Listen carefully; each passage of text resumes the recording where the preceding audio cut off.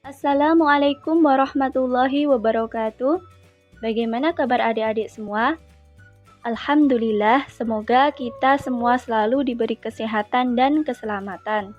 Amin.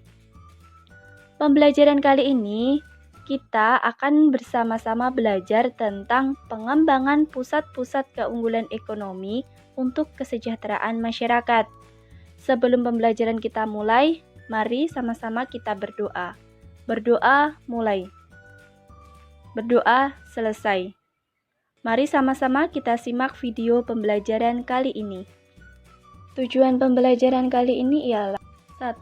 Siswa dapat mendeskripsikan pusat-pusat keunggulan ekonomi. 2. Siswa dapat menjelaskan pengaruh dari pusat-pusat keunggulan ekonomi. Indonesia mempunyai banyak keunggulan dalam bidang ekonomi. Keunggulan ekonomi yang dimiliki oleh Indonesia dapat menjadi potensi dan peluang bagi kesejahteraan masyarakat Indonesia. Pengelolaan keunggulan ekonomi yang tepat dapat bermanfaat bagi kesejahteraan masyarakat.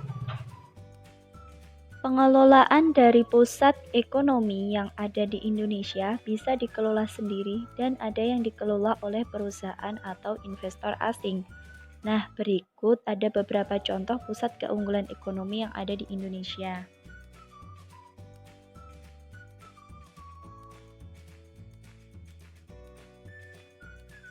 PT Freeport adalah sebuah perusahaan afiliasi.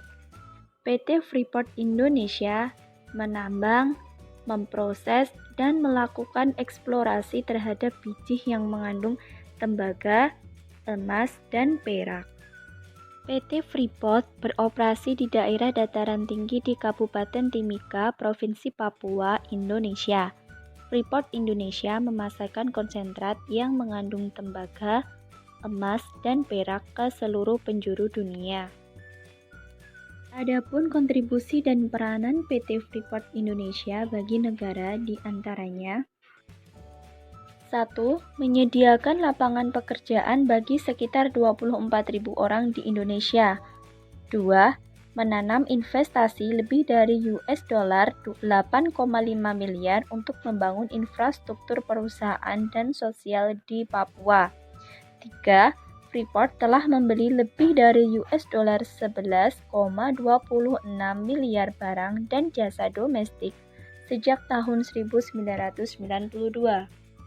4.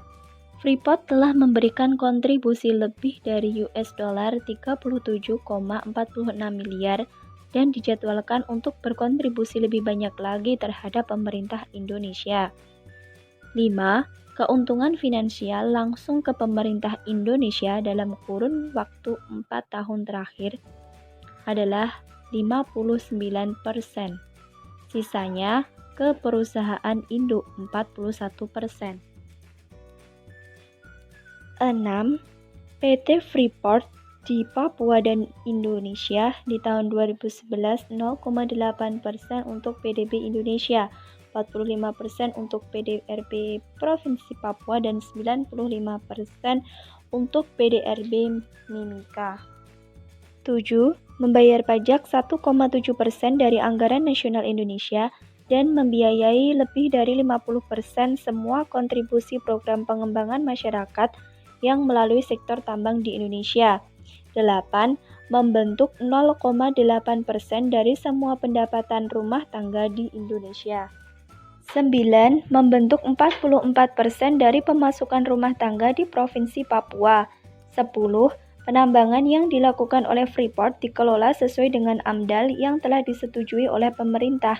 Nah, Freeport terus mengevaluasi potensi dampak operasi tambang melalui pengukuran mutu air, biologi, hidrologi, sedimen, mutu udara, dan meteorologi secara menerus.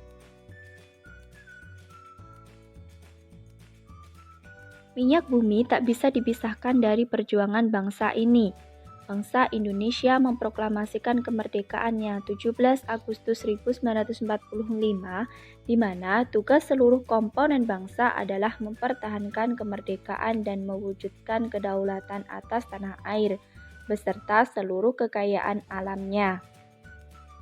Nah, jauh sebelum Perang Dunia II dan Perang Kemerdekaan, perusahaan-perusahaan minyak asing telah membangun kilang minyak di beberapa tempat di Indonesia, seperti Wonokromo, Pangkalan Barandan, Cepu, Balikpapan, Plaju, dan Sungai Gerong.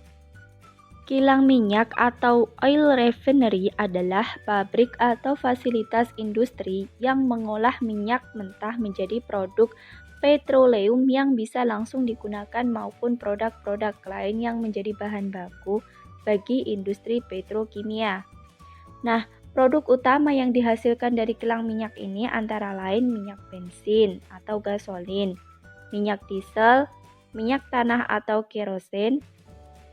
Nah, di mana kilang minyak merupakan fasilitas industri yang sangat kompleks dengan berbagai jenis peralatan proses dan fasilitas pendukungnya.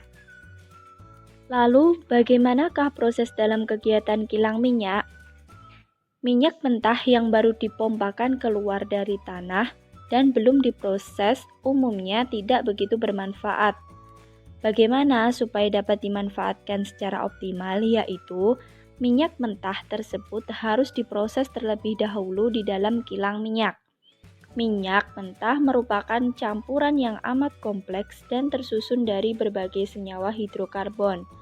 Di dalam kilang minyak tersebut, minyak mentah akan mengalami sejumlah proses yang akan memurnikan dan mengubah struktur dan komposisinya sehingga diperoleh produk yang bermanfaat.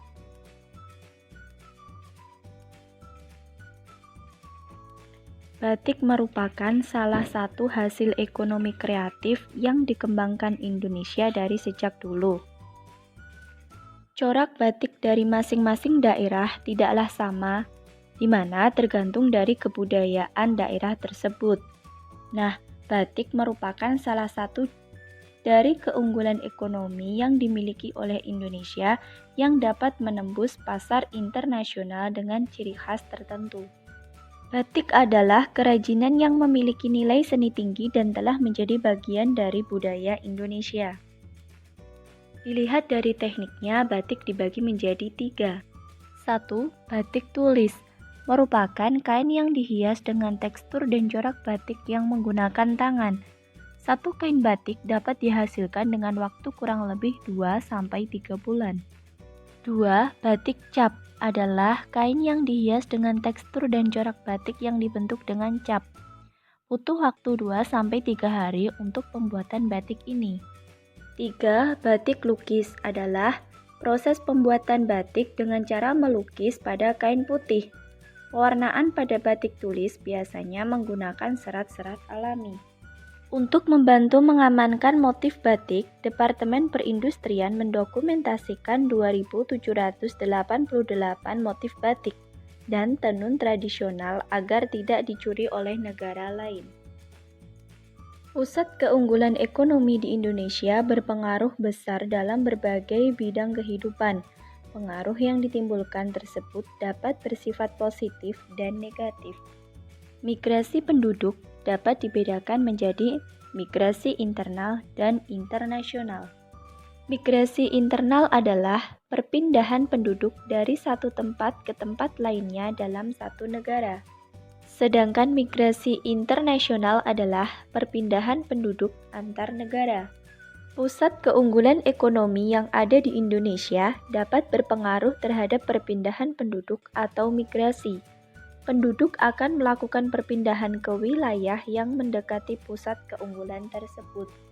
Contohnya saja, keberadaan PT Freeport dapat mempengaruhi kehidupan dan migrasi penduduk di Papua. Misalnya, sebelum 1967 wilayah Timika adalah hutan belantara. Nah, pada awal Freeport mulai beroperasi, penduduk yang hidupnya berpencar-pencar mulai masuk ke wilayah sekitar tambang Freeport, sehingga pertumbuhan penduduk di Timika meningkat. Pada tahun 1970, pemerintah dan Freeport secara bersama-sama membangun rumah-rumah penduduk yang layak di Jalan Kamuki. Kemudian dibangun juga perumahan penduduk di sekitar selatan bandar udara yang sekarang menjadi kota Timika. Dalam kegiatan transportasi, keberadaan pusat keunggulan ekonomi juga membawa pengaruh besar. Misalnya saja, pemanfaatan sarana transportasi udara tidak hanya untuk mengangkut penumpang, tetapi juga barang dengan jumlah yang terbatas. Transportasi udara sangat membantu mobilitas penduduk antar negara. Dengan keunggulan kecepatan mencapai daerah tujuan, maka interaksi antar negara semakin mudah dan cepat. Kegiatan ekonomi semakin berkembang di berbagai negara, dan interaksi sosial antar negara menjadi semakin sering dilakukan. Contohnya, jalan dan infrastruktur dibangun sebagai sarana pendistribusian dari bahan baku atau hasil dari PT Freeport.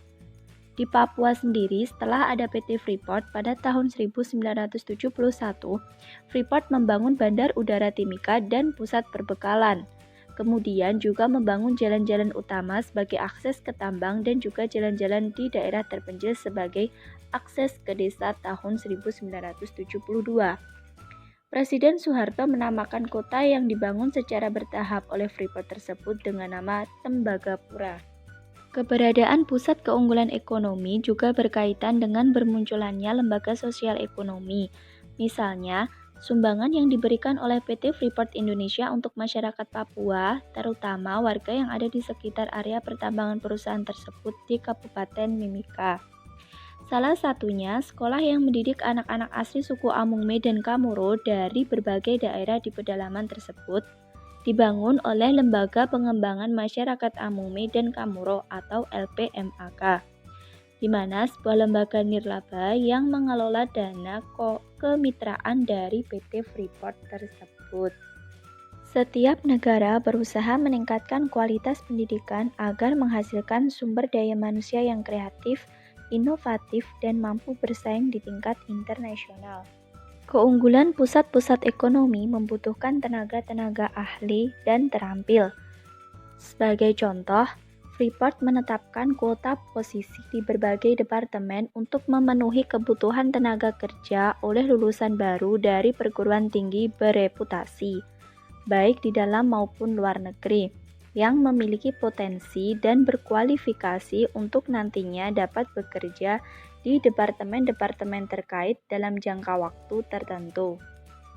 Dengan tumbuhnya pusat-pusat keunggulan ekonomi, maka berdampak bertambahnya produksi barang dalam negeri meningkat apabila pusat keunggulan tersebut mampu menarik minat pasar luar negeri. Kenaikan jumlah produksi tersebut berakibat pada bertambahnya kebutuhan tenaga kerja, sehingga akan memperluas lapangan kerja. Kesimpulan pembelajaran kali ini ialah pusat-pusat keunggulan ekonomi. 1. PT Freeport Indonesia. 2. Perusahaan tambang minyak negara. 3. Batik Indonesia. Pengaruh pusat-pusat keunggulan ekonomi. 1. Migrasi penduduk.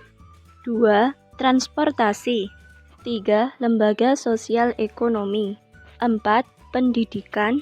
5. Pekerjaan. Silahkan adik-adik kerjakan soal berikut ini ya untuk belajar di rumah. Selamat mengerjakan.